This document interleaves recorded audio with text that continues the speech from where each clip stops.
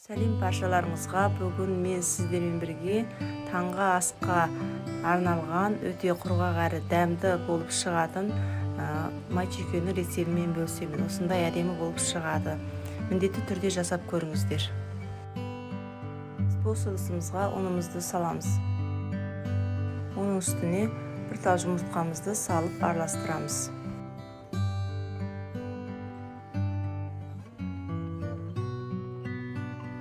Енді содамызды саламыз. Одан кейін қопсытқышымызды саламыз. Одан кейін суымызға тұзымызды салып араластырып аламыз.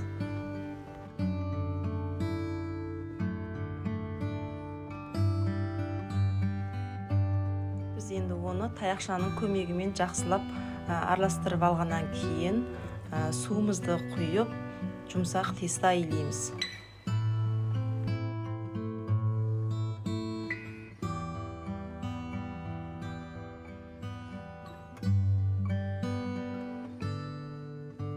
Біз жұмсақ тестамызды илеп алдық. Енді оған майымызды құйып, тағы бір рет илеп аламыз. Біз қамырымызды осылай илеп алдық. Енді үстіне пакетімізді жауып, холодильникке 2 немесе 3-4 сағатқа қойып қойсақ жақсы болады. Қанша ұзақ уақыт тұрса, холодильникте сонша әйбат болып шығады. Біз тындырып алған қамырымызды оның көмегіменен осылай етіп бір бағытта жазып аламыз. Біз қолымызбен илемейміз, илесек дұрыс шықпай қалады. Біз тестамызды осылай етіп жазып алдық.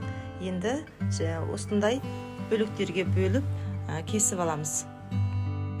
Біз осылай етіп кесіп алдық. Енді біріншісінің үстіне азғантай ұн жағып, оның үстіне екіншісін қоямыз да таяқшамыздың көмегімен ортасын осылай етіп басып қоямыз. Өйткені майда ашылып кетпеу керек.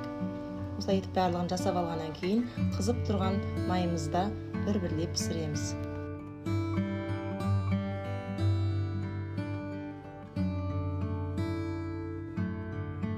Енді біз май-чүйкемізді қазанға салғаннан кейін таяқшаның көмегіменен аударыстырып тұрып, екі жағын бірдей қып-қызыл етіп пісіріп аламыз.